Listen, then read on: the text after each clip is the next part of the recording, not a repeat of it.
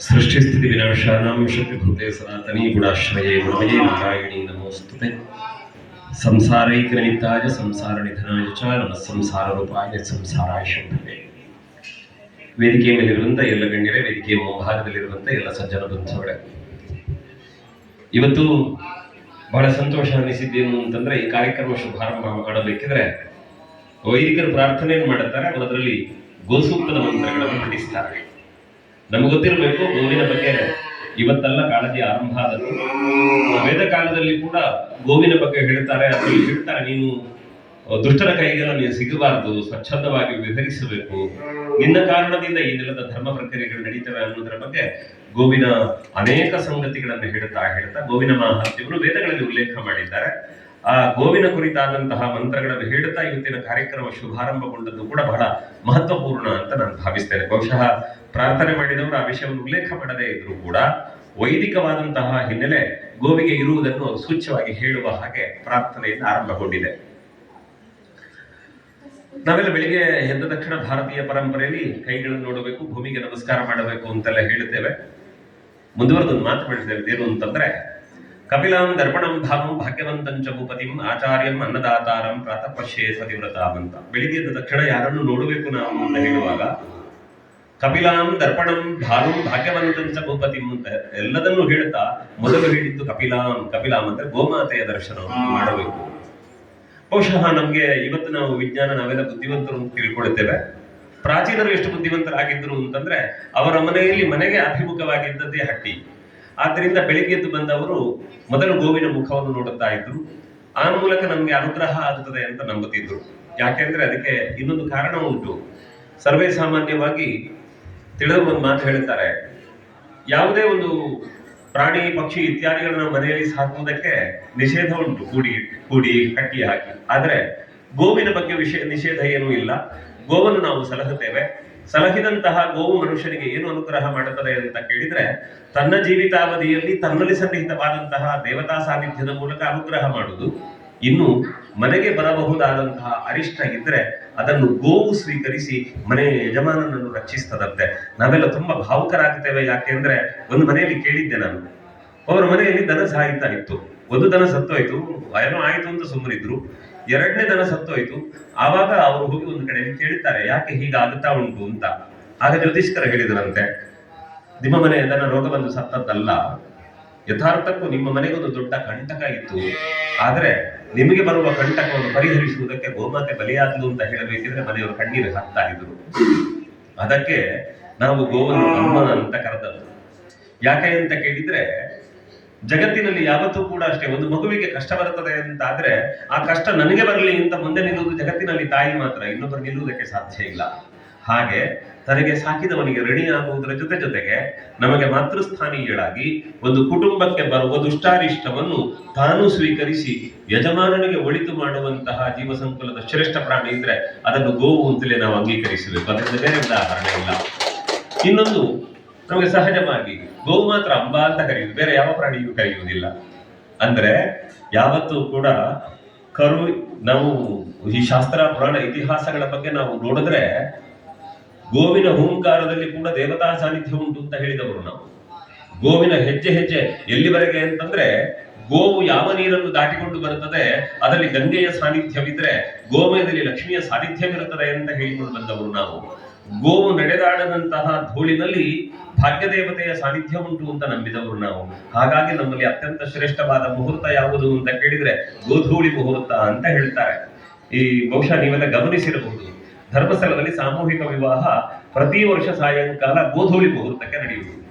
ಒಂದು ಬಾರಿ ಹೀಗೆ ಮಾತನಾಡಬೇಕಿದ್ರೆ ಕೇಳಿದೆ, ಈ ಮದುವೆಯನ್ನು ಸಾಯಂಕಾಲವೇ ಇಡುವುದಕ್ಕಿಂತ ಬೆಳಿಗ್ಗೆ ಇಟ್ಟರೆ ಮಧ್ಯಾಹ್ನ ಊಟ ಮಾಡಿ ಜನ ಹೋಗುವುದಲ್ಲ ಅಂತ. ಅದಕ್ಕೆ ಧರ್ಮಸ್ಥಳದ ಹೆಗ್ಗಡೆ ಒಂದು ಮಾತು ಹೇಳಿದ್ರು, ಏನು ಅಂತಂದ್ರೆ, ಈ ಮುಹೂರ್ತದ ಬಗ್ಗೆ ನಾವು ಚಿಂತನೆ ಮಾಡಿದ್ದೇವೆ. ಜ್ಯೋತಿಷ್ಕರನ್ನು ಕೇಳಿದಾಗ ಅವರು ಹೇಳ್ತಾರೆ ನಮ್ಗೆ, ನೀವು ಗೋಧೂಳಿ ಮುಹೂರ್ತದಲ್ಲಿ ಮಾಡಿದ್ರೆ ಬೇರೆ ಯಾವ ಲಗ್ನವನ್ನು ನೀವು ನೋಡಬೇಕಾದದ್ದಿಲ್ಲ. ಯಾಕೆ ಅಂದ್ರೆ ಗೋಧೂಳಿ ಮುಹೂರ್ತ ಜಾತಕ ಹೊಂದಾಣಿಕೆ ಆಗಿದೆಯೋ ಆಗಿಲ್ವೋ, ಅಥವಾ ಅವರಿಗೆ ಯಾವುದೇ ಗ್ರಹಚಾರಗಳುಂಟೋ ಎಲ್ಲ ದೋಷವನ್ನ ನಿವೃತ್ತಿ ಮಾಡಬಲ್ಲ ಸಾಮರ್ಥ್ಯ ಗೋಧೂಳಿ ಮುಹೂರ್ತಕ್ಕೆ ಇರುವುದರಿಂದ ಕ್ಷೇತ್ರದಲ್ಲಿ ನಾವು ಗೋಧೂಳಿ ಮುಹೂರ್ತಕ್ಕೆ ಮದುವೆ ಮಾಡುತ್ತೇವೆ ಅಂತಂದ್ರು. ಯೋಚನೆ ಮಾಡಿ, ಗೋಧೂಳಿ ಅಂತಂದ್ರೆ ಏನು ವಿಸ್ಮಯ ಅಲ್ಲ. ಮೇಯುವುದಕ್ಕೆ ಹೊರಟಂತಹ ಗೋವುಗಳು ಹಿಂಡು ಗೋವುಗಳು ಮುಸ್ಸಂಜೆಯ ಹೊತ್ತು ಮರಳಿ ಓಡಿ ಬರುವಾಗ ಅಲ್ಲಿಂದ ಧೂಳು ಏಳುವಂತಹ ಸಮಯ ಅದು. ಹಾಗಾದ್ರೆ ಆ ಗೋವಿನ ಪಾದದ ಧೂಳಿಯಲ್ಲಿ ಭಾಗ್ಯದೇವತೆಯ ಸಾನ್ನಿಧ್ಯ ಇದ್ದು ಮನುಷ್ಯನ ದುಷ್ಟಾರಿಷ್ಟವನ್ನು ಪರಿಹಾರ ಮಾಡುವುದಾದ್ರೆ ಗೋವು ನಮ್ಮ ಪಾಲಿಗೆ ದೇವರಲ್ಲದೆ ಇನ್ನೇನು. ಈ ಪ್ರಪಂಚದಲ್ಲಿ ಇನ್ನೊಂದು ಅರ್ಥೈಸಿಕೊಳ್ಳಬೇಕಾದ್ದೇನು ಅಂದ್ರೆ ಬಹಳ ಚೆನ್ನಾಗಿ ಹೇಳ್ತಾರೆ, ಭುಕ್ತ್ವಾ ತೃಣಾನಿ ಶುಷ್ಕಾನಿ ಪೀತ್ವಾ ತೋಯಂ ಜಲಾಶಯಾತ್ ದುಗ್ಧನ್ ದದಾತಿ ಲೋಕೇಭ್ಯ ಗಾವೋ ವಿಶ್ವಸ್ಯ ಮಾತರಃ ಅಂತ. ನಮ್ಮಲ್ಲಿ ಗೋವು ಅದೆಲ್ಲ ಪಾಪ ನೀರು ಕುಡಿಯುತ್ತದೆ, ಎಲ್ಲ ಹುಲ್ಲು ತಿನ್ನುತ್ತದೆ, ನಂಬಿದಂತಹ ಸಾಕಿದಂತಹ ಮನುಷ್ಯನಿಗೆ ಅಮೃತ ತುಲ್ಯವಾದಂತಹ ಹಾಲನ್ನು ಕೊಡುತ್ತದೆ. ಆದ್ರಿಂದ ಜಗತ್ತಿನ ತಾಯಿ ಅಂತ ಗೋವನ್ನು ಕರೆದರಂತೆ. ಗೋವಿನ ವಿಶೇಷತೆ ಏನು ಅಂತಂದ್ರೆ, ಇವತ್ತು ನೋಡ್ತೇವಲ್ಲ ಗೋ ಹತ್ಯೆ ಮಾಡುವುದು, ಗೋವು ಕದಿಯುವುದೆಲ್ಲ.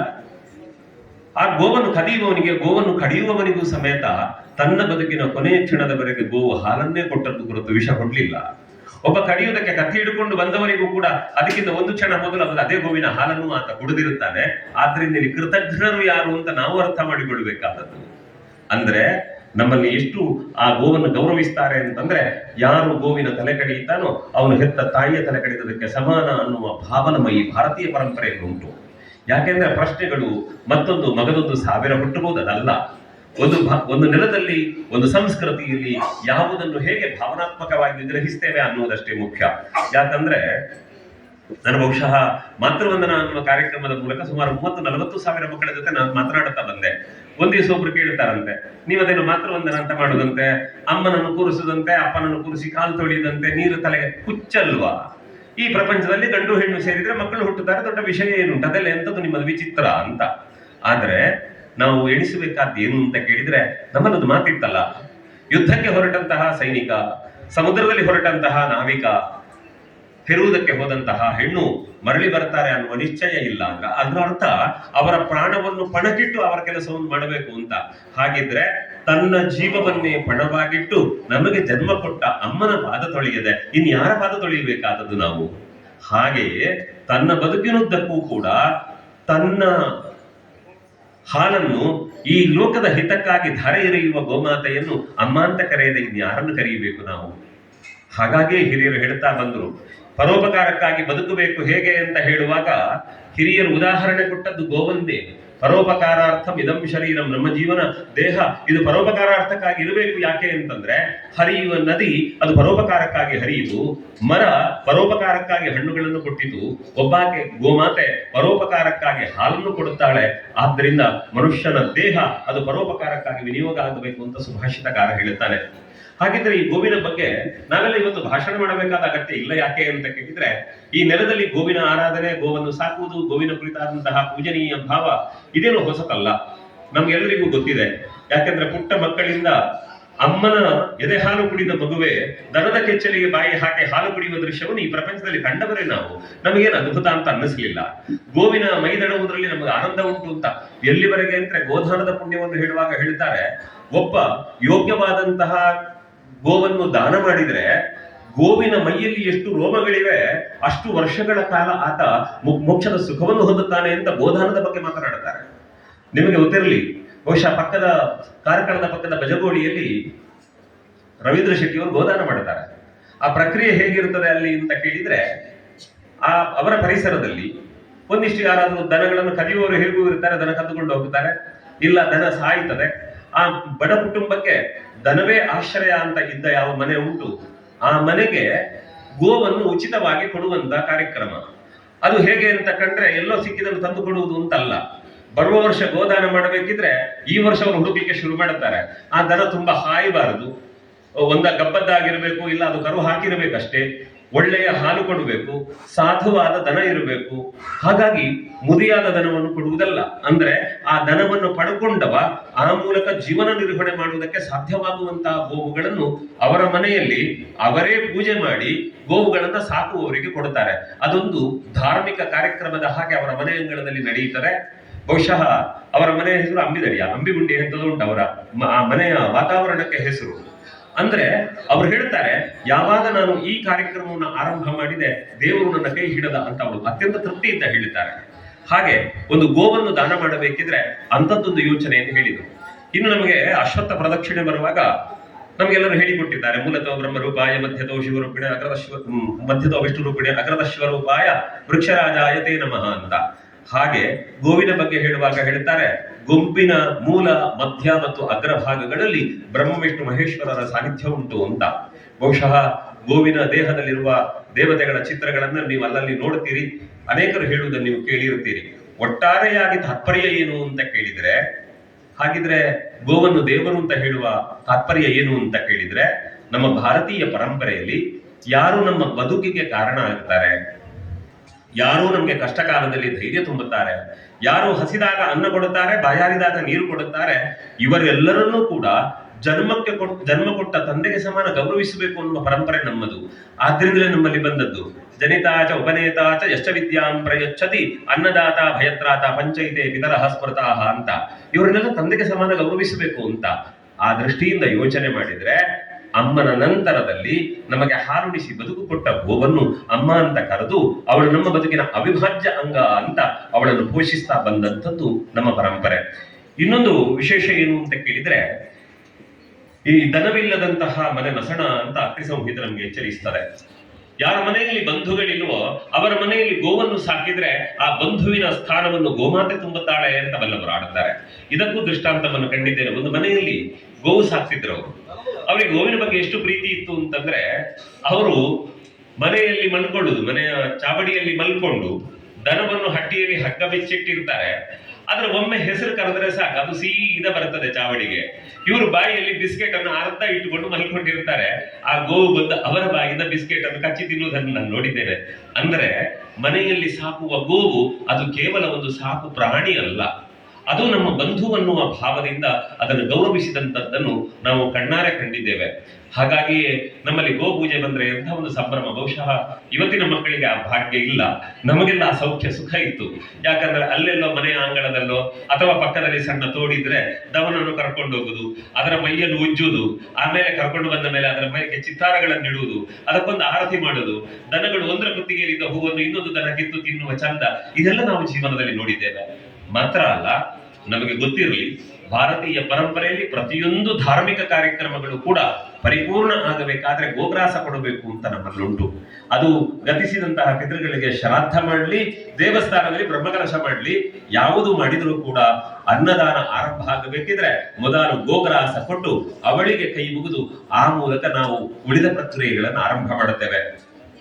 ಇನ್ನು ಕೆಲವೊಂದು ಮಾತು ಹೇಳಿದರು, ಈ ಧರ್ಮಛತ್ರ ಕಟ್ಟಿಸಿದ್ರೆ ಪುಣ್ಯ ಬರುತ್ತದೆ, ವಿದ್ಯಾರ್ಥಿ ನಿಲಯ ಕಟ್ಟಿಸಿದ್ರೆ ಪುಣ್ಯ ಬರುತ್ತದೆ, ಇದನ್ನೆಲ್ಲ ಹೇಳ್ತಾ ಹಾಗೆಯೇ ಗೋಶಾಲೆಯನ್ನು ಕಟ್ಟಿದವನು ಕೂಡ ಬಹಳ ಸೌಖ್ಯವನ್ನು ಈ ಜೀವನದಲ್ಲಿ ಹೊಂದುತ್ತಾನೆ ಅಂತ ಅವರು ಉಲ್ಲೇಖ ಮಾಡುತ್ತಾರೆ. ಈ ಗೋಶಾಲೆ ಕಟ್ಟಿದ್ರೆ ಯಾಕೆ ಉಲ್ಲೇಖ ಇದನ್ನು ಹೇಳ್ತಾರೆ ಅಂತಂದ್ರೆ, ಗೊತ್ತು ನಮಗೆ ಇವತ್ತು ಗೋವುಗಳನ್ನು ಸಾಕುವ ಪ್ರಕ್ರಿಯೆ, ಮತ್ತೆ ಗೋವುಗಳಿಗೆ ಅನ್ಯಾಯ ಮಾಡಬೇಡಿ ಅಂತ ಹೇಳಿದವರು ಕೂಡ ಕದ್ದು ಮಾಡುವ ಅನ್ಯಾಯಗಳು, ಇದು ಎಲ್ಲವೂ ನಮಗೆ ಗೊತ್ತಿದೆ. ಆದರೆ ಯಾವುದೇ ಲಾಭದ ನಿರೀಕ್ಷೆ ಇಲ್ಲದೆಯೂ ಕೂಡ ಗೋವುಗಳನ್ನು ಸಾಕುವರಿದ್ದಾರೆ. ಯಾಕಂದ್ರೆ ನನ್ನದೇ ಮನೆ ನೆಲ್ಲಿಕಾರಿನಲ್ಲಿ ನಮ್ಮ ಮನೆಯಲ್ಲಿರುವ ಎತ್ತುಗಳನ್ನು ಯಾರ್ಯಾರ ಮೂಲಕ ಕೇಳಿಸಿದಂತಹ ದರಿದ್ರ ಜನಗಳಿದ್ದಾರೆ. ಮಾರುವುದಾದ್ರೆ ಹೇಳಿ, ನೀವು ಹೊರಗೆ ಕಟ್ಟಿ, ಏನು ಹೇಳುವುದು ಬೇಡ, ನಾವು ರಾತ್ರಿ ತಗೊಂಡು ಹೋಗುತ್ತೇವೆ ಅಂತ ಹೇಳಿದ ಅಯೋಗ್ಯರು ನಮ್ಮ ಊರಲ್ಲೇ ಇದ್ರು. ಆದ್ರೆ ನಮ್ಮ ತಮ್ಮ ಹೇಳಿದ, ಯಾವ ಕಾರಣಕ್ಕೂ ಆ ಕೆಲಸ ಮಾಡುವುದು ಸಾಧ್ಯವೇ ಇಲ್ಲ, ಆ ಕಾರಣಕ್ಕಾದ್ರೆ ನಮ್ಮ ಜಾಗದೊಳಗೆ ನೀವು ಬರಬೇಡಿ ಅಂತ ಇವತ್ತಿಗೂ ನಮ್ಮ ಎತ್ತನ್ನು ಸಾಕ್ತಾ ಇದ್ದೇವೆ. ನಾವೇನ್ ಮಾರಲಿಲ್ಲ. ಕಾರಣ ಏನು ಅಂತಂದ್ರೆ, ಗೊತ್ತಿರಲಿ, ಗೋಮಾತೆ ಅಂದ್ರೆ ಕೇವಲ ದನ ಅಂತ ಮಾತ್ರ ಅರ್ಥ ಅಲ್ಲ. ಗೋವು ಅನ್ನುವ ಶಬ್ದದಿಂದ ಎತ್ತನ್ನು ಕೂಡ ಪರಿಗ್ರಹಿಸಿದವರೇ ನಾವು. ಯಾಕೆ ಅಂದ್ರೆ ನಮ್ಮ ಭಾರತೀಯ ಪರಂಪರೆಯಲ್ಲಿ ಆಚರಣೆಗಳು ಎಷ್ಟು ಚೆನ್ನಾಗಿದ್ದವು ಅಂತಂದ್ರೆ, ಇವತ್ತಿಗೂ ಒಂದು ಮಗು ಹುಟ್ಟಿದಾಗ ಮಗುವಿಗೆ ದೊಡ್ಡ ದುರಂತ ಗ್ರಹಚಾರ ಉಂಟು, ದೋಷ ಉಂಟು ಅಂತಾದ್ರೆ ಆವಾಗ ಗೋಪ್ರಸವ ಶಾಂತಿ ಅಂತ ಮಾಡುತ್ತಾರೆ. ಮಗು ಅಮ್ಮನ ಹೊಟ್ಟೆಯಿಂದ ಹುಟ್ಟಿದ ಮಗುವನ್ನೇ ಗೋವಿನ ಹೊಟ್ಟೆಯ ತಳಭಾಗದಿಂದ ತಗೊಂಡು ಮಗು ಗೋವಿನ ಹೊಟ್ಟೆಯಿಂದ ಹುಟ್ಟಿ ಬಂತು ಅನ್ನುವ ಕಾರಣಕ್ಕೆ, ಅಂದ್ರೆ ಎಲ್ಲ ದೇವತೆಗಳ ಸಾನ್ನಿಧ್ಯ ಇರುವಂತಹ ಗೋವಿನ ಮೂಲಕ ಮಗು ಬಂದ್ರೆ ಆ ಮಗು ದೀರ್ಘಾಯುಷ್ಯವಂತನಾಗುತ್ತಾನೆ ಅನ್ನುವ ನಂಬಿಕೆಯೊಂದಿಗೆ ಕಂಟಕ ಪರಿಹಾರಕ್ಕೆ ಗೋಪ್ರಸವ ಶಾಂತಿ ಅಂತ ಮಾಡುವಾಗ ಗೋವೇ ನಮ್ಗೆ ಬೇಕಾದ್ದು, ಅದಕ್ಕೆ ಪ್ರತ್ಯೇಕ ಮಾಡ್ಲಿಕ್ಕೆ ಆಗುವುದಿಲ್ಲ. ಅಥವಾ ಕುದುರೆ ಉಂಟು ಅಂತ ಕುದುರೆ ಹಿಂದೆ ತರಲಿಕ್ಕೆ ಆಗುದಿಲ್ಲ, ಆನೆ ಉಂಟು ಅಂತ ಆನೆಯ ಹೊಟ್ಟೆಯಿಂದ ತರಲಿಕ್ಕೆ ಆಗುವುದಿಲ್ಲ. ಗೋವನ್ನು ಮಾತ್ರ ನಾವು ಅಂಗೀಕರಿಸ್ತೇವೆ. ಇನ್ನು ಈ ಮನುಷ್ಯ ಸತ್ತೋದವರಿಗೂ ಹೋಗಬೇಕು. ಬಹುಶಃ ಈ ವೈದಿಕವಾದ ಹಿನ್ನೆಲೆ ಇದ್ದವರಿಗೆ ಗೊತ್ತಿರುತ್ತದೆ. ಈ ಸತ್ತವರಿಗೆ ಅಪರ ಸಂಸ್ಕಾರ ಮಾಡುವಾಗ ಅಲ್ಲೊಂದು ಕಡೆಯಲ್ಲಿ ವೃಷೋತ್ಸರ್ಗ ಅಂತ ಮಾಡುತ್ತಾರೆ. ವೃಷೋತ್ಸರ್ಗ ಅಂತಂದ್ರೆ ಗತಿಸಿದಂತಹ ವ್ಯಕ್ತಿಯ ಮೋಕ್ಷ ಪ್ರಾಪ್ತಿಗಾಗಿ ಮಕ್ಕಳು ಮಾಡುವಂತಹ ಕರ್ತವ್ಯ. ಅದರಲ್ಲಿ ಒಂದು ಎತ್ತು ಮತ್ತೆ ದನವನ್ನು ಜೊತೆಗೆ ಬಿಟ್ಟು ನೀವು ಹೋಗಿ ಹಾಯಾಗಿ ವಿಹಾರ ಮಾಡಿ ಹುಲ್ಲನ್ನು ತಿಂದು ನೀರನ್ನು ಕುಡಿದು ಹಾಯಾಗಿರಿ ಅಂತ ಪ್ರಾರ್ಥಿಸಿ ಗೋವನ್ನು ಬಿಟ್ಟು ಬಿಡುವಂತಹ ಒಂದು ಪ್ರಕ್ರಿಯೆ ಉಂಟು. ಯೋಚನೆ ಮಾಡಿ, ನಮ್ಮ ಭಾರತದ ನಂಬಿಕೆಯಂತೆ ಗತಿಸಿದಂತಹ ವ್ಯಕ್ತಿಗೆ ಇನ್ನೊಂದು ಉತ್ತಮ ಲೋಕ ಪ್ರಾಪ್ತಿ ಆಗಬೇಕಾದ್ರೆ ಅದನ್ನು ಸಾಧ್ಯವಾಗಿಸುವುದಕ್ಕೆ ಒಬ್ಬಕ್ಕೆ ಗೋಮಾತೆ ಕಾರಣ ಆಗುವುದಾದ್ರೆ ಹುಟ್ಟಿದ ಮಗುವಿನ ದೋಷವನ್ನು ಕಳೆಯುವುದಕ್ಕೆ ಗೋಮಾತೆ ಬೇಕು. ಗತಿಸಿದಂತಹ ವ್ಯಕ್ತಿಯ ಅನಿಷ್ಟವನ್ನು ನಿವೃತ್ತಿ ಮಾಡಿ ಮೋಕ್ಷದ ಸುಖವನ್ನು ಕೊಡುವುದಕ್ಕೂ ಗೋಮಾತೆ ಬೇಕು ಅಂತಾದ್ರೆ ಗೋವಿನ ಬಗ್ಗೆ ನಮಗೆ ಯಾವ ಪ್ರೀತಿ ಬೇಕು ಅನ್ನುವುದನ್ನು ನಾವೊಮ್ಮೆ ಅರ್ಥೈಸಿಕೊಳ್ಳಬೇಕಾದಂತಹ ಅವಶ್ಯಕತೆ ಇದೆ ಅಂತ ನಾನು ಭಾವಿಸ್ತೇನೆ. ಅಲ್ಲಿಂದ ಆಚೆಗೆ ಈಗ ಇವತ್ತಿಗೆ ಸಂತೋಷ ಏನು ಅಂತಂದ್ರೆ, ಈ ಆರ್ಥಿಕವಾಗಿ ಬಲಾಢ್ಯರಾದವರು ಕೂಡ ಗೋವನ್ನು ಸಾಕುತ್ತಾರೆ ಮತ್ತು ಆ ಮೂಲಕ ಸಂತೋಷವನ್ನು ಹೊಂದುತ್ತಾರೆ. ಬಹುಶಃ ಉದಯಣ್ಣನಿಗೆ ಗೊತ್ತಿರಬಹುದು, ಮುನಿಯಾನಲ್ಲಿ ರಾಮಕೃಷ್ಣಾಚಾರ್ಯ ಅವರು ಒಂದು ಗೋಧಾಮ ಅಂತ ಮಾಡಿದ್ದಾರೆ. ಸಾಧ್ಯ ಆದರೆ ನಾವು ನೀವುಗಳೆಲ್ಲ ಹೋಗಿ ನೋಡಿ ಬರಬಹುದು. ಏನು ಅಂತ ಕೇಳಿದ್ರೆ, ಅದನ್ನು ಗೋವುಗಳನ್ನು, ಅನಾಥ ಗೋವುಗಳನ್ನು ಸಾಕೋದಕ್ಕೆ ಅಂತ ಮಾಡಿದ್ದಲ್ಲ. ಆದ್ರೆ ಆ ಗೋಧಾಮವನ್ನು ನಿರ್ಮಾಣ ಮಾಡಿದ್ದು ಯಾಕೆ ಅಂದ್ರೆ, ದೇಶೀಯ ತಳಿಯ ಗೋವುಗಳನ್ನು ಸಾಕಬೇಕು ಮತ್ತು ಆ ಗೋ ತಳಿಯನ್ನು ಅಭಿವೃದ್ಧಿ ಪಡಿಸಬೇಕು ಅನ್ನುವ ಕಾರಣಕ್ಕೆ ಅದನ್ನು ಮಾಡಿದ್ದಾರೆ. ಅವರ ಹತ್ರ ಈಗ ಅಲ್ಲಿಗೆ ಒಂದು ಒಳ್ಳೆ ಜಾಗ ನಿರ್ಮಾಣ ಆಗಿದೆ. ಅಲ್ಲಿ ಕುದುರೆಗಳಿದ್ದಾವೆ, ಗೋವುಗಳಿದ್ದಾವೆ, ತೋಟ ಇದೆ, ಪ್ರಾಣಿ ಪಕ್ಷಿಗಳಿದ್ದಾವೆ, ಎಲ್ಲ ಇದ್ದಾವೆ. ನೋಡುವುದಕ್ಕೆ ಜನ ಬರುತ್ತಾರೆ. ಆದ್ರೆ ಅವ್ರು ಏನಂತಾರೆ ಅಂದ್ರೆ, ಇಲ್ಲಿ ದಾರಿಯಲ್ಲಿ ಹೋಗುವವನು, ವ್ಯರ್ಥ ಸಮಯ ಕಳೆಯುವವನು ಬಂದು ಸೆಲ್ಫಿ ತೆಗಿಲಿಕ್ಕೆ ಇರುವ ಜಾಗ ಅಲ್ಲ. ಇದಕ್ಕೊಂದು ಮೌಲ್ಯ ಉಂಟು. ಮೌಲ್ಯ ತಿಳಿದವನು ಇದರೊಳಗೆ ಬರಬೇಕು ಅಂತ. ಯಾಕೆ ಇದರೊಳಗೆ ಬರಬೇಕು ಅಂತಂದ್ರೆ, ಅಲ್ಲಿ ಹೋಗಿ ಸುಮ್ಮನೆ ತಿರುಗಾಡಿ ಬರುವುದಲ್ಲ. ಅವರು ಬಹಳ ಸ್ಪಷ್ಟವಾಗಿ ಹೇಳುತ್ತಾರೆ. ಏನು ಅಂತ ಕೇಳಿದ್ರೆ, ಒಬ್ಬ ವಿದ್ಯಾರ್ಥಿ ಈ ಕಾಲದಲ್ಲಿ ಓದಿ ಉತ್ತಮ ಶಿಕ್ಷಣ ಪಡೆದ ಮೇಲೆ ದುಡ್ಡು ಮಾಡಲಿಕ್ಕೆ ಹೊರದೇಶಕ್ಕೆಲ್ಲ ಹೋಗ್ಬೇಕು ಅಂತಿಲ್ಲ. ಎಲ್ಲೋ ಹಾಡುಗಳು 1 ಎಕರೆ ಜಾಗ ಸಿಕ್ಕಿದ್ರೆ ವರ್ಷಕ್ಕೆ ಲಕ್ಷಾಂತರ ರೂಪಾಯಿಗಳನ್ನು ಅವನೇ ಸಂಪಾದನೆ ಮಾಡಬಹುದು. ನಾನು ಇದೇ ಗೋಧಾಮವನ್ನು ಕಟ್ಟಿ ಗೋವಿನ ಗೊಬ್ಬರ ಮಾರಿ ಬೆನ್ಸ್ ಕಾರ್ ತಗೊಳ್ಬೇಕು ಅಂತ ಅವ್ರು ಹೇಳ್ತಾ ಇದ್ರು. ಅದನ್ನು ಸಾಧ್ಯ ಮಾಡಿದ್ದಾರೆ ಕೂಡ ಅವರು. ಮಾತ್ರ ಅಲ್ಲ, ಗೋವನ್ನು ಹೇಗೆ ಸಾಕಬೇಕು, ಹೇಗೆ ಸಲಹಬೇಕು, ಬದಲಾದ ಕಾಲಘಟ್ಟದಲ್ಲಿ ಆ ಕಾಲಕ್ಕನುಗುಣವಾದ ವ್ಯವಸ್ಥೆಯ ಬಗ್ಗೆ ಮಾಹಿತಿ ಕೊಡ್ತಾರೆ. ಕೃಷಿಯನ್ನು ಹೇಗೆ ರೂಢಿಸಿಕೊಳ್ಳಬೇಕು. ಇವತ್ತು ನೀವು ಅಲ್ಲಿ ಹೋಗಿ ನೋಡಿದ್ರೆ ನಮ್ಮಲ್ಲೆಲ್ಲ ಹೇಳ್ತಾ ಬಂದ್ರಲ್ಲ, ಕೃಷಿಕ ಅಂದ್ರೆ ರೈತ ದೇಶದ ಬೆನ್ನೆಲುಬು ಅಂತ. ಅವರು ರಾಮಕೃಷ್ಣಾಚಾರ್ಯ ಯಾವಾಗ್ಲೂ ಹೇಳ್ತಾರೆ, ದೇಶದ ಬೆನ್ನೆಲುಬು ಅಂತ ಭಾಷಣ ಮಾಡುತ್ತಾರೆ, ಅವರನ್ನು ಭಿಕ್ಷುಕನಾಗಿ ಟ್ರೀಟ್ ಮಾಡುತ್ತಾರೆ. ಆದ್ರಿಂದ ಅದಲ್ಲ. ಅದಕ್ಕೋಸ್ಕರ ನೀವತ್ತಿ ಗೋಧಾಮಕ್ಕೆ ಹೋದ್ರೆ ಅಲ್ಲಿ ಮೊದಲು ಕಾಣಿಸಿಕೊಳ್ಳುವುದು ಒಂದು ರೈತನ ಪ್ರತಿಮೆ.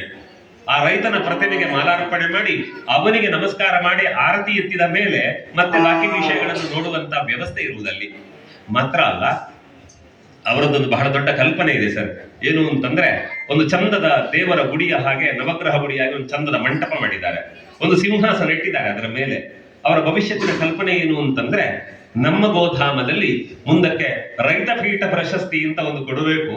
ಲಕ್ಷಾಂತರ ರೂಪಾಯಿಗಳ ನಗದು ಬಹುಮಾನವನ್ನಿಟ್ಟು ಕೃಷಿಕರಾಗಿ ಅವರು ಮಾಡಿದ ಸಾಧನೆಗೆ ಮನ್ನಣೆಗಾಗಿ ಒಂದು ರೈತ ಪೀಠ ಅನ್ನುವುದನ್ನು ಸ್ಥಾಪನೆ ಮಾಡಿ ಅಭಿನಂದಿಸುವಂತಹ ಸಂಕಲ್ಪವನ್ನು ಕೂಡ ಅವರು ಮಾಡಿದ್ದಾರೆ. ಇದನ್ನು ಯಾಕೆ ನಾನು ಉಲ್ಲೇಖ ಮಾಡಿದೆ ಅಂತ ಕೇಳಿದ್ರೆ, ಇವತ್ತು ಬದುಕಿಗಾಗಿ ಗೋವುಗಳನ್ನು ಸಾಕುವವರಿದ್ದಾರೆ. ಬದುಕು ತೃಪ್ತವಾಗಿ ನಡೀತಾ ಉಂಟು ಅಂತ ಗೊತ್ತಿದ್ರೂ ಕೂಡ ಗೋವಿನ ಸಾಂಗತ್ಯದಿಂದ ಬದುಕು ಒಳ್ಳೆದಾಗ್ತದೆ ಅನ್ನುವ ಕಾರಣಕ್ಕೆ ಗೋವುಗಳನ್ನು ಸಾಕುವವರಿದ್ದಾರೆ. ಹಾಗಾಗಿ ಅವ್ರು ಯಾವಾಗಲೂ ಒಂದು ಮಾತು ಹೇಳುವುದಿದೆ, ಕೃಷ್ಣ ಜಗತ್ತಿಗೆ ಗೀತೆಯನ್ನು ಬೋಧಿಸಿದ. ಕೃಷ್ಣನ ವ್ಯಕ್ತಿತ್ವದ ಎತ್ತರಕ್ಕೆ ಒಂದು ಕಾರಣ ಗೋವು ಅಂತ ಅವರು ಉಲ್ಲೇಖ ಮಾಡುತ್ತಾರೆ. ಯಾಕೆ ಅಂದ್ರೆ, ನಮ್ಮ ಬೆಳುವಾಯಿಯ ಪಕ್ಕದಲ್ಲಿ ಒಬ್ಬ ಹುಡುಗ ಸಕ್ಕರೆ ಕಾಯಿಲೆಗೆ ತುತ್ತಾದವನು ಬೇಕಾದಷ್ಟು ಔಷಧ ಮಾಡಿದ. ಯಾರೋ ಹೇಳಿದ್ರಂತೆ, ಗೋವುಗಳ ಸೇವೆ ಮಾಡಿದ್ರೆ ಸಕ್ಕರೆ ಕಾಯಿಲೆ ಕಡಿಮೆ ಆಗ್ತದೆ ಅಂತ. ಕೇಳಿದ ಅವ ಮನೆಯಲ್ಲಿ 5 ದನಗಳನ್ನು ಸಾಕಿದ್ದಾನೆ. ಪುರುಸೊತ್ತಿದ್ದಾಗಲೆಲ್ಲ ಗೋವುಗಳ ಜೊತೆ ಸೇವೆ ಅವನದ್ದು. ಬೆಳಗ್ಗೆದ್ದು ಮೊದಲ ಕೆಲಸವೇ ಗೋವುಗಳ ಸೇವೆ. ಅವನು ಸಕ್ಕರೆ ಕಾಯಿಲೆಗೆ ಮದ್ದು ಮಾಡದೆ ಸಕ್ಕರೆ ಕಾಯಿಲೆ ಗುಣ ಆಯಿತು ಅಂತ ಇವತ್ತು ನೆಮ್ಮದಿಯಿಂದ ಅವ ಹೇಳಿಕೊಳ್ಳುತ್ತಾನೆ. ಇದೇ ಗೋಧಾಮದಲ್ಲೂ ಕೂಡ ಅವರಿಟ್ಟುಕೊಂಡಂತಹ ವ್ಯವಸ್ಥೆ ಏನು ಅಂತ ಕೇಳಿದ್ರೆ, ಯಾರಾದರೂ ಆಸಕ್ತರಿದ್ರೆ ನೀವು ಬೆಳಿಗ್ಗೆ ಬೇಗ ಬರಬಹುದು ಅಥವಾ ಹಿಂದಿನ ದಿವಸ ಬಂದು ನಿಲ್ಲಬಹುದು. ಬೆಳಿಗ್ಗೆ ಬೇಗನೆ ಎದ್ದು ಮೊದಲು ಗೋವಿನ ಚಾಕರಿ ಮಾಡಿ, ಆಮೇಲೆ ಒಂದಷ್ಟು ನಡೆದಾಡಿ, ಅಲ್ಲೊಂದು ಆಯುರ್ವೇದದ ಗಿಡಗಳಿರುವ ನಾಗವನ ಇದೆ, ಅಲ್ಲಿ ಕುಳಿತು ಧ್ಯಾನ ಮಾಡಿ, ಆಮೇಲೆ ದೇವರ ಸಾನ್ನಿಧ್ಯ ಇದೆ, ದೇವರಿಗೆ ಪೂಜೆ ಮಾಡಿ, ಉಪಾಹಾರ ಸ್ವೀಕಾರ ಮಾಡಿ, ಅಲ್ಲಿನ ವ್ಯವಸ್ಥೆಗಳನ್ನು ನೋಡಿ. ಯಾಕೆ ಅಂದ್ರೆ, ಮನುಷ್ಯನ ಬದುಕಿನಲ್ಲಿ ಧ್ಯಾನ ಅಂತಂದ್ರೆ ಕೋಣೆಯಲ್ಲಿ ಬಾಗಿಲು ಹಾಕಿ ಕೂತ್ಕೊಂಡು ಕಣ್ಣು ಮುಚ್ಚಿ ಮೂಗು ಹಿಡ್ಕೊಳ್ಳುವುದಲ್ಲ, ಪ್ರಕೃತಿಯ ಜೊತೆಗಿನ ಬದುಕೆ ಧ್ಯಾನ ಅಂತ ಅವರು ಉಲ್ಲೇಖ ಮಾಡುತ್ತಾರೆ. ಹಾಗಿದ್ರೆ ಪ್ರಕೃತಿ ನಮಗೆ ಧ್ಯಾನ ಆಗುವುದು ಯಾಕೆ ಅಂತ ಕೇಳಿದ್ರೆ ಇಂಥದ್ದೇ ಸಂಕುಲಗಳ ಜೊತೆಗೆ. ಹಾಗಾಗಿ ಮನುಷ್ಯ ಯಾವತ್ತೂ ಕೂಡ ನಮ್ಮಲ್ಲಿ ಗೋವಿಗೆ ದೇವರ ಹೆಸರಿಟ್ಟು ನಾವು ಕರೀತೇವೆ, ಒಂದು ಮಗುವಿನ ಹೆಸರಿಟ್ಟು ಕರುವನ್ನು ಕರೀತೇವೆ. ಯಾಕೆ ಅಂತ ಕೇಳಿದ್ರೆ ಅಲ್ಲಿರುವಂತಹ ದೈವತ್ವವನ್ನು ಗುರುತಿಸಿ. ಹಾಗಿದ್ರೆ ನಾವು ನೀವೆಲ್ಲ ಏನು ಮಾಡುದು? ಇವತ್ತಿಗೆ ನಮ್ಗೆಲ್ಲೋ ಬಂದು 5 ಸೆಂಟ್ಸ್ ಅಲ್ಲಿ ಜಾಗ ಕಟ್ಟಿಕೊಂಡಿದ್ದೇವೆ ಪೇಟೆಯಲ್ಲಿ, ಅಲ್ಲ ಎಲ್ಲೋ ಫ್ಲಾಟ್ ಅಲ್ಲಿ ಇದ್ದೇವೆ, ದನ ಸಾಕುವ ಅನುಕೂಲಗಳು ನಮ್ಗಿಲ್ಲ ಅನ್ನುವುದಾದ್ರೆ ಸಾಕುವವರಿಗೆ ನಾವು ಉಪಕಾರ ಮಾಡುವುದು ಕೂಡ ಅದು ಗೋಸೇವೆಯ ಪುಣ್ಯವನ್ನೇ ನಮಗೆ ಕೊಡುತ್ತದೆ. ಅಲ್ಲದಿದ್ರೆ ನೀವು ಬೆಂಗಳೂರಿನಲ್ಲಿ ನೋಡಬೇಕು, ರಸ್ತೆ ಬದಿಯಲ್ಲಿ ನಿಂತ ದನಕ್ಕೆ ಯಾರೊಬ್ಬ ಬೆಳಿಗ್ಗೆ ಬಂದು ಹಣ್ಣು ತಿನ್ಲಿಕ್ಕೆ ಕೊಟ್ಟು ಅದಕ್ಕೆ ನಮಸ್ಕಾರ ಮಾಡಿ ಹೋಗುತ್ತಾನೆ. ಯಾಕಂದ್ರೆ ಒಬ್ಬ ಇಂಜಿನಿಯರ್ ಅಥವಾ ಸಾಫ್ಟ್ವೇರ್ ಇಂಜಿನಿಯರ್ ಬೆಂಗಳೂರಲ್ಲಿ ಇದ್ದಾನೆ, ಅವನಿಗೆ ಯಾರೋ ಹೇಳಿದ್ದಾರೆ ನಿನ್ನ ಕಷ್ಟ ಪರಿಹಾರ ಆಗಬೇಕಿದ್ರೆ ಗೋ ಸೇವೆ ಮಾಡಬೇಕು ಅಂತ. ಫ್ಲಾಟ್ ಅಲ್ಲಿ ದನ ಕಟ್ಟಲಿಕ್ಕೆ ಆಗುದಿಲ್ಲ ಅವನಿಗೆ. ಅದಕ್ಕೆ ಏನ್ ಮಾಡುದು? ರಸ್ತೆ ಬದಿಯಲ್ಲಿ ಇರುವ ದನಕ್ಕೆ ಅವರು ತಿಂಡಿ ಕೊಟ್ಟು ನಮಸ್ಕಾರ ಮಾಡಿ ಹೋಗುವುದನ್ನು ನಾನು ನೋಡಿದ್ದೇನೆ. ನಾವಿಲ್ಲಿ ಏನ್ ಮಾಡಬಹುದು ಅಂತ ಕೇಳಿದ್ರೆ, ಬಹುಶಃ ಇವತ್ತು ಗೋವಿನ ದತ್ತು ಸ್ವೀಕಾರ ಅಂತಿದೆ. ಇವತ್ತು ಮಕ್ಕಳನ್ನು ದತ್ತು ತಗೊಂಡು ಜೀವನ ಕೊಡುವವರಿದ್ದಾರೆ. ಆದ್ರೆ ನನಗನ್ನಿಸುವುದು ಏನು ಗೊತ್ತಾ, ನಾನು ತುಂಬಾ ಭಾಷಣಗಳಲ್ಲಿ ಹೇಳಿದ್ದೇನೆ, ಯಾವ ತಾಯಿ ತಂದೆ ಗತಿ ಇಲ್ಲದ ಮಕ್ಕಳು ಅಂತ ತೊಟ್ಟಿಗೆ ಬಿಸಾಡಿದ ಮಕ್ಕಳನ್ನು ಎತ್ತುಕೊಂಡು ಬಂದು ಸಾಕಿದ್ರೋ ಆ ಮಕ್ಕಳು ಬೆಳೆದು ನಿಂತಾಗ ಅಪ್ಪ ಅಮ್ಮನಿಗೆ ವಿಷವನ್ನೇ ಕೊಟ್ಟದ್ದು. ಅಪ್ಪ ಅಮ್ಮ ಆತ್ಮಹತ್ಯೆ ಮಾಡಿಕೊಳ್ಳುವ ಕೆಲಸವನ್ನೇ ಆ ಮಕ್ಕಳು ಮಾಡಿದ್ದನ್ನು ನೋಡಿದ್ದೇನೆ ನಾನು. ಆದ್ರೆ ಗೋವನ್ನು ದತ್ತು ಸ್ವೀಕಾರ ಮಾಡಿದ್ರೆ ಆತ್ಮಹತ್ಯೆ ಮಾಡಿಕೊಳ್ಳಬೇಕಾದ ಅಪ್ಪ ಅಮ್ಮ ಬದುಕುವಂತೆ ಗೋವುಗಳು ಮಾಡುತ್ತವೆ. ಆ ಕಾರಣಕ್ಕೆ ಗೋದಾನಕ್ಕೆ ಮೌಲ್ಯ ಹೆಚ್ಚು ಅಂತ. ಹಾಗಾದ್ರೆ ನಾವೇನು ಮಾಡಬಹುದು? ಇವತ್ತೊಂದಿಷ್ಟು ದುಡ್ಡು ಕೊಡಬೇಕು, ಸರಿ ಕೊಡುವ. ನಮ್ಮ ಹೆಸರಲ್ಲಿ ಗೋವನ್ನು ಸಲಹುತ್ತಾರೆ, ಗೋವಿಗೆ ಸಂಬಂಧಪಟ್ಟ ಉತ್ಪನ್ನಗಳು ನಮ್ಮ ಪಾಲಿಗೆ ಕೊಡುತ್ತಾರೆ. ಅದರಿಂದ ನಾವು ಸುಖವಾಗಿರೋಣ. ಜೊತೆಗೆ ನಾವೆಲ್ಲೋ ಒಂದು ಗೋದಾನ ಮಾಡುವಂಥದ್ದು ದೊಡ್ಡ ಮೌಲ್ಯ ಏನೂ ಅಲ್ಲ, ನಮ್ಮ ಜೀವನದಲ್ಲಿ ಯಾವ್ದಾವುದಕ್ಕೂ ಖರ್ಚಾಗಬಹುದಲ್ಲ. ಆದ್ರಿಂದ ಇಲ್ಲಿಗೆ ಸಂಬಂಧಪಟ್ಟ ಒಂದು ಮೌಲ್ಯವನ್ನು ಕೊಟ್ಟು ಆ ಗೋದಾನಕ್ಕೆ ಬೆಂಬಲವಾಗುವುದು ಅಲ್ಲ. ನಮ್ಮ ಇವತ್ತು ನಿನ್ನೆ ಹುತ್ತಿಗೆ ಸ್ವಾಮಿಗಳು ಮೊನ್ನೆ ಒಂದು ಒಳ್ಳೆಯ ಮಾತು ಹೇಳುತ್ತಾರೆ.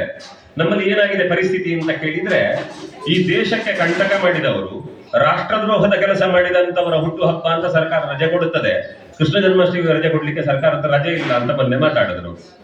ಮಾತ್ರ ಅಲ್ಲ, ನಾವು ನಮ್ಮ ಮನೆಯ ಮಕ್ಕಳ ಹುಟ್ಟುಹಬ್ಬವನ್ನು ಏನೆಲ್ಲ ಸಂಭ್ರಮ ಮಾಡುತ್ತೇವೆ. ಮೊನ್ನೆ ಮಂಗಳೂರಿನಲ್ಲಿ ಕೇಳಿದ್ರೆ ಒಬ್ಬ 14 ಲಕ್ಷ ರೂಪಾಯಿ ಖರ್ಚು ಮಾಡಿದ್ದಾರಂತೆ ಮಗುವಿನ ಬರ್ತ್ಡೇಗೆ. ಆದ್ರೆ ಕೃಷ್ಣ ಜನ್ಮಾಷ್ಟಮಿ ದಿವಸ ದೇವಸ್ಥಾನಕ್ಕೆ ಹೋಗ್ಲಿಕ್ಕೆ ಪುರುಸೊತ್ತಿಲ್ಲ.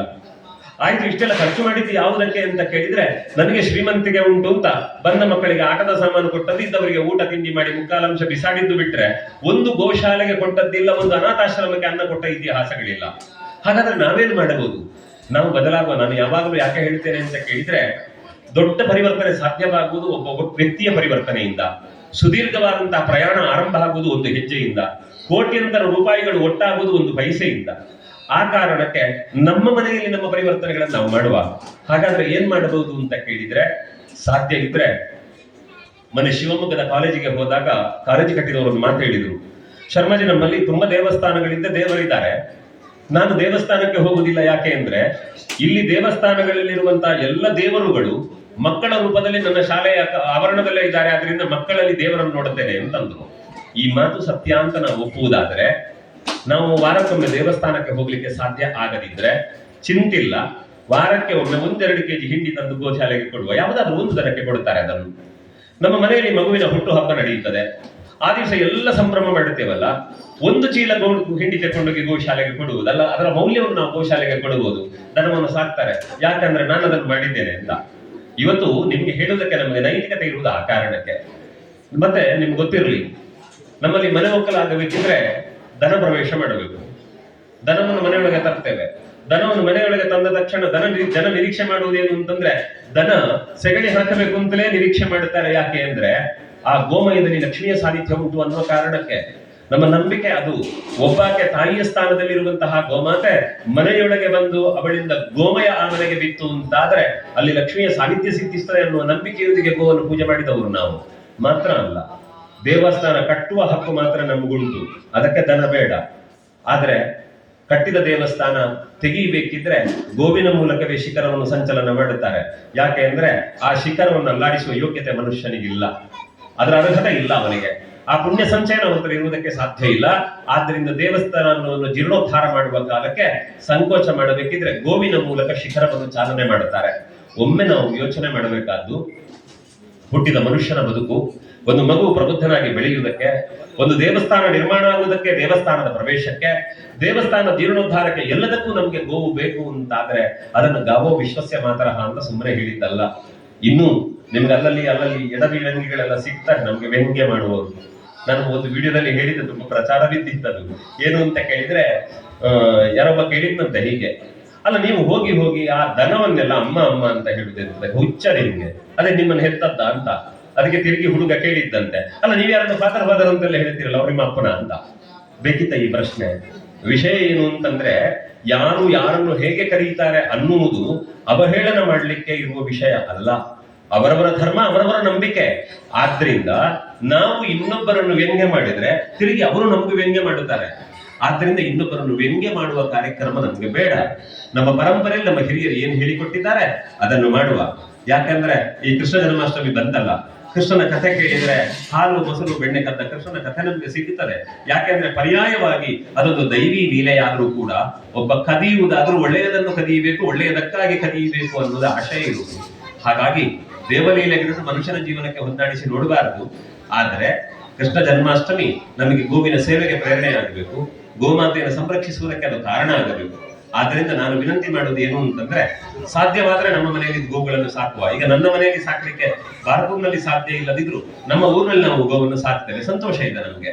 ಯಾರಿಗೆ ಸಾಧ್ಯ ಇಲ್ಲ ಅಂಥವರು ಇಂತಹ ಗೋಶಾಲೆಗಳಿಗೆ ನಮ್ಮದಾದ ಬೆಂಬಲವನ್ನು ಕೊಡುವ. ಮತ್ತೆ ಇನ್ನೊಂದು ನಾನು ನಿಮ್ಮಲ್ಲಿ ವಿನಂತಿ ಮಾಡೋದು ಏನು ಅಂತಂದ್ರೆ, ಯಾರ ಮನೆಯಲ್ಲಿ ಮಕ್ಕಳಿಗೆಲ್ಲ ದನವನ್ನು ನೋಡುವ ಅವಕಾಶ ಇಲ್ಲೋ ಗೋಶಾಲೆಗೆ ಕರ್ಕೊಂಡು ಮಕ್ಕಳ ಮೂಲಕ ಗೋಪೂಜೆಯನ್ನು ಮಾಡಿಸಬೇಕು. ನಮ್ಮ ಗೋಧಾಮದಲ್ಲಿ ಹಾಗೆ ಮಾಡುತ್ತಾರೆ. ಶಾಲೆ ಕಾಲೇಜಿನ ಮಕ್ಕಳೆಲ್ಲ ಬರ್ತಾರೆ, ಒಂದು ಮರದ ಬುಡದಲ್ಲಿ ದೊಡ್ಡ ಕಟ್ಟೆಯನ್ನು ಕಟ್ಟಿದ್ದಾರೆ, ಆ ಮಕ್ಕಳನ್ನು ಅದರ ಮೇಲೆ ಬಿಡುದು. ದನಗಳ ಹತ್ತ ಬಂದಾಗ ಅವುಗಳಿಗೆ ತಿಂಡಿ ಕೊಟ್ಟು ಅರಶಿನ ಕುಂಕುಮ ಹಚ್ಚಿ ಆರತಿ ಮಾಡುದು. ಅವ್ರು ಏನ್ ಹೇಳ್ತಾರೆ ಅಂದ್ರೆ, ನೀವು ಅರ್ಚಕರನ್ನು ಕರೆದು ಗೋಪೂಜೆ ಮಾಡಿಸಿದ್ರೆ ನೀವು ಇಲ್ಲಿಂದ ಪೂಜೆ ಮಾಡುತ್ತೀರಿ, ನೀವೇ ಕೈಯಾರ ಪೂಜೆ ಮಾಡಿದ್ರೆ ಹೃದಯದಿಂದ ಮಾಡುತ್ತೀರಿ ಅಂತ. ಹಾಗಾಗಿ ಮಕ್ಕಳ ಕೈಯಲ್ಲಿ ಗೋಪೂಜೆಯನ್ನು ಮಾಡಿಸುವುದು ಗೋವಿನ ಮೌಲ್ಯವನ್ನು ಹೇಳುವಂಥದ್ದು, ಅದಕ್ಕೆ ಪೂರಕವಾಗಿ ನಾವು ನಡೆಯಬೇಕಾದ್ದು ಇವತ್ತಿನ ಅವಶ್ಯಕತೆ ಅಂತ ನಾನು ಭಾವಿಸ್ತೇನೆ. ಹಾಗಾಗಿ ಒಂದು ಗೊತ್ತಿರಲಿ, ಯಾವತ್ತೂ ಕೂಡ ಅಧರ್ಮ ತಾಂಡವವಾಡುತ್ತದೆ ಅಂತಾದ್ರೆ ಧರ್ಮದ ಉದ್ಧಾರಕ್ಕಾಗಿ ಭಗವಂತ ಅವತಾರವೆತ್ತಿ ಬರ್ತೇನೆ ಅಂತ ಹೇಳಿದ್ದಾನೆ. ಆ ಮಾತು ಒಂದಲ್ಲ ಒಂದು ರೂಪದಿಂದ ಈ ಜಾಗದಲ್ಲಿ ಸತ್ಯ ಆಗ್ತಾ ಬರುತ್ತದೆ. ಈ ನೆಲದಲ್ಲಿ ಯಾವತ್ತೂ ಕೂಡ ಧರ್ಮ ಅಳಿಯುವುದಕ್ಕೆ ಭಾರತದಲ್ಲಂತೂ ಸಾಧ್ಯ ಇಲ್ಲ. ಯಾಕೆ ಅಂದ್ರೆ ಎಲ್ಲ ಕಡೆಯಲ್ಲಿ ಅಧರ್ಮ ಬಂತು, ಆಳುವ ರಾಜನನ್ನೇ ಹೊಡಿತಾರೆ, ಬಡಿತಾರೆ, ಇದ್ದವರಿಗೆ ಅನ್ನ ನೀರಿಲ್ಲ ಅಂತ ಎಲ್ಲರೂ ಗತಿಗೆಟ್ಟಾಗ ಜಗತ್ತಿನ ಯಾವ ಮೂಲೆಯಲ್ಲಿ ಗತಿಗೆಟ್ಟವರಿದ್ರೂ ಕೂಡ ನಿಮ್ಗೆ ಅನ್ನ ಕೊಡುವುದಕ್ಕೆ ನಾವಿದ್ದೇವೆ ಅಂತ ಸ್ವಾಗತಿಸಿದ ಜಗತ್ತಿನ ಏಕೈಕ ರಾಷ್ಟ್ರ ಭಾರತ. ಆದ್ರಿಂದ ಯಾವತ್ತೂ ಕೂಡ ಭಾರತಕ್ಕೆ ಎಷ್ಟೇ ಕಷ್ಟ ಬಂದರೂ ಕೂಡ ಅದು ಏನು ಮಾಡ್ಲಿಕ್ಕೆ ಆಗುವುದಿಲ್ಲ. ಕೆಸರು ಎರಚಿದ್ರೆ ಸೂರ್ಯನಿಗೆ ಕೊಳೆ ಆಗುವುದಿಲ್ಲ. ಹಾಗೆ ನಮ್ಮ ಭಾರತದ ಕಥೆ. ಹಾಗಾಗಿ ಭಾರತೀಯ ಚಿಂತನೆಯ, ಭಾರತೀಯ ಪರಂಪರೆಯ ಅವಿಭಾಜ್ಯ ಅಂಗ ಗೋಮಾತೆ. ಆ ಕಾರಣಕ್ಕೆ ಅವಳನ್ನು ಸಂರಕ್ಷಿಸುವಂತಹ ಕಾಯಕಕ್ಕೆ ಇವರು ಮುಂದಾಗಿದ್ದಾರೆ. ನಮ್ಮಿಂದ ಸಾಧ್ಯವಾದ ಬೆಂಬಲವನ್ನು ಕೊಡುತ್ತಾ ಇದನ್ನು ಬೆಳಗಿಸುವ ಪ್ರಯತ್ನ ನಮ್ಮೆಲ್ಲರಿಂದ ಆಗಲಿ. ಅದಕ್ಕೆ ತಕ್ಕದಾದಂತಹ ಶಕ್ತಿಯನ್ನು ಭಗವಂತನು, ಭಗವತಿಯಾದ ಗೋಮಾತೆಯೊಳಗಿರುವ ಸರ್ವದೇವತೆಗಳು ನಮ್ಗೆ ಅನುಗ್ರಹ ಮಾಡಲಿ ಅಂತ ಪ್ರಾರ್ಥಿಸಿ ನನ್ನ ಮಾತು ಮುಗಿಸ್ತೇನೆ. ನಮಸ್ಕಾರ.